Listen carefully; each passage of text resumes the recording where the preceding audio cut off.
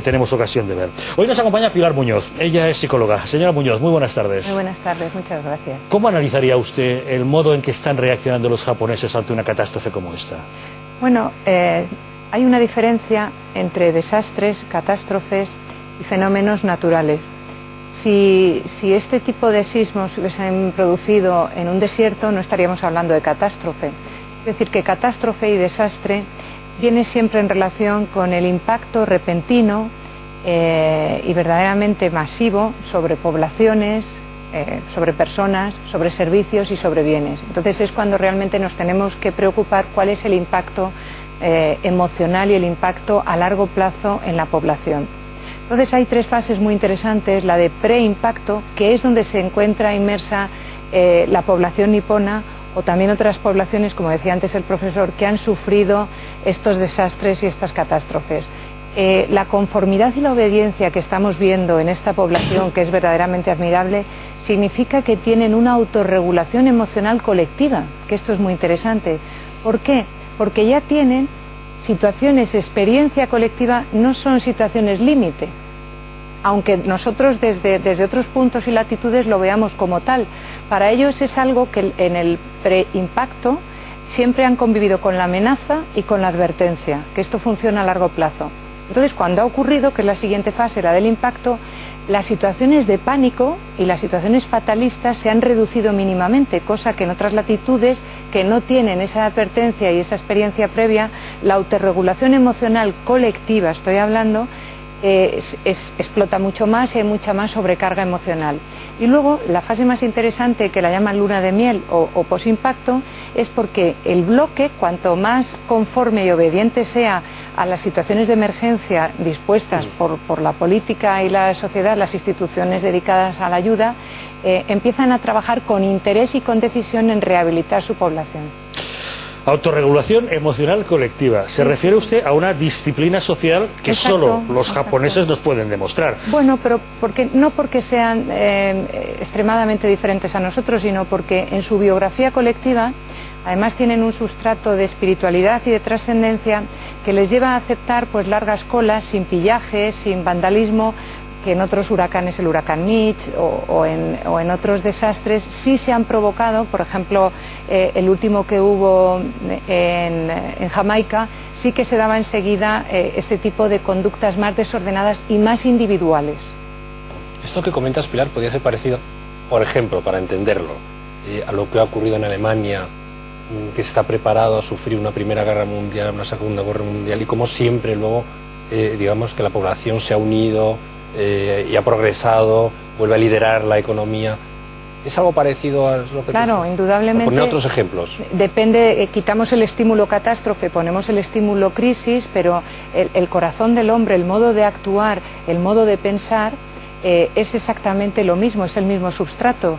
Es decir, que hay poblaciones más individualistas, más egocéntricas, y poblaciones que por su experiencia biográfica, cultural, ideológica e incluso religiosa, que además el fervor religioso influye muchísimo en este tipo de situaciones, lo que hacen es, lo llaman conductas heroicas, es decir, que la individualidad pierde sentido y vigor frente a lo colectivo. Y tan es así que es muy curioso a nivel psiquiátrico, porque los trastornos de psiquiatría mayor, como pueden ser esquizofrenias o conductas psicóticas, mejoran enormemente en situaciones de crisis o de desastres. ¿Por qué? Porque el ser humano sabe que la primera conducta es la de la supervivencia. La práctica del sintoísmo, que en Japón es la religión mayoritaria, ¿les puede llevar a esta resignación colectiva ante la naturaleza por formación? Bueno, es que cuando uno tiene de substrato una profundidad trascendente, no pongo etiquetas de religión, lo que el individuo a nivel personal y a nivel colectivo enseguida internaliza, introyecta, es que son aprendices de debilidad, aprendices de mortalidad. Es decir, que no se puede predecir todo, aunque es verdad, como decía antes el profesor, que todo el avance tecnológico ayuda enormemente a que estas cuestiones que sobrepasan a la debilidad del hombre se afronten mejor, pero nos han hecho creer, sobre todo en el mundo occidental, con el pancientifismo, que el hombre puede con todo y está preparado para todo, y vemos realmente que o tenemos verdaderamente un sustrato de trascendencia y de espiritualidad, encarnando también la debilidad, que eso facilitaría enormemente esas colas silenciosas, esas caras pues verdaderamente de sufrimiento, pero no de pánico, que es lo más interesante. Pero en Japón extreman al máximo el prepararse racionalmente, ordenada y socialmente para la catástrofe, por eso la ensayan sin parar, y lo que pasa es que dicen, bueno, si hasta aquí, si esto va un poco más serio, entonces vamos a lo segundo, ¿no? A la resignación colectiva de nuestra dimensión. Bueno, o a la fase, como les decía... Porque al principio ensayan demasiado, para dejarse la resignación. Salió una imagen que para mí, desde el punto de vista científico, me resultó muy curiosa. Y es que había, en la situación, no de protocolo de ensayo, sino de actuación de emergencia, unos niños de unas edades, yo creo que eran de kinder o de primero de primaria, con unos ponchitos muy divertidos, y los niños verdaderamente lo aceptaban con una serenidad, aunque sabían que estaban ya en la fase del impacto. ¿Eso por qué? Pues porque en todas las relaciones lo sutil, lo explícito y lo implícito coinciden en que verdaderamente somos una comunidad. El éxito para mí desde el punto de vista clínico es que son una colectividad, primero resignada, pero no en la resignación esa sensiblera, sino verdaderamente una resignación de colaboración, una resignación heroica, que es la fase que yo decía de luna de miel, que se establecen cadenas heroicas de ayuda, y eso es muy interesante. Cuando salían entrevistas hace unas horas desde aquí, desde nuestros periodistas, a gente española que estaba en la situación, en el momento más duro, la emotividad de desenfreno estaba en nosotros, no en ellos, porque ¿cómo están ustedes y no tienen agua? Y había un profesor que realmente decía, bueno, pero no, nos hemos tenido que pasar la noche en la escuela, es decir, la adaptabilidad y la recapturación del juicio frente a la emotividad, ¿no? ¿No cree que en muchas ocasiones se exagera, pues por motivos de impacto mediático y tal, las situaciones de pánico, que realmente a lo mejor lo que se están dando mucho más es escenas de colaboración espontánea, por ejemplo, y que no se ha exagerado un poquito el pánico que se produce en las catástrofes, que no es tal, que muchas veces la reacción es mucho más positiva de lo que a lo mejor esperan los poderes civiles o los medios de comunicación? Eso es un filo de la navaja, lo que acaba de apuntar, muy interesante, porque en esta sociedad globalmente comunicada, pues es muy fácil sentir pánico solamente con el on y el off.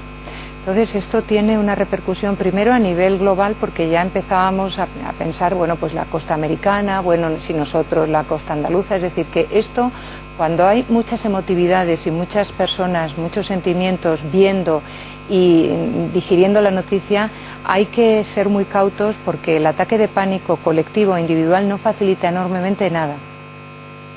Doña Pilar, sin ánimo de comparar y por supuesto sin ganas de llamar al mal tiempo, ¿cómo reaccionarían los españoles ante unas circunstancias de dramatismo similar? Pues desde luego la fase del preimpacto no vamos a poner juicio de valor, porque además estaría feo, pero la parte de preimpacto, la fase de preimpacto, no tenemos experiencia colectiva ni individual de amenaza y de advertencia, entonces pasaríamos directamente a la del impacto, que sería ataques de pánico. Somos mucho más viscerales, nuestra biografía es una biografía diferente, es decir, somos un pueblo que no somos fáciles, no somos dúctiles, no estableceríamos esas filas. Es verdad que la fase heroica en los atentados del 11M sí que se estableció. El 11M funcionó muy bien. Sí que se estableció, efectivamente. Hubo un silencio en la ciudad, un orden, desapareció media ciudad y el resto fue a las colas a donar sangre. Es decir, tuvo un comportamiento, aunque el motivo no era natural, sino que era natural, efectivamente, sino artificial por el terrorismo, pero la reacción del pueblo de Madrid por lo menos fue ejemplar. Fue ejemplar, efectivamente. Doña Pilar Muñoz, psicóloga, gracias por habernos ayudado a entender un poco más el carácter de los japoneses. Muchas gracias a ustedes. Estamos hablando de un terremoto como el de Japón.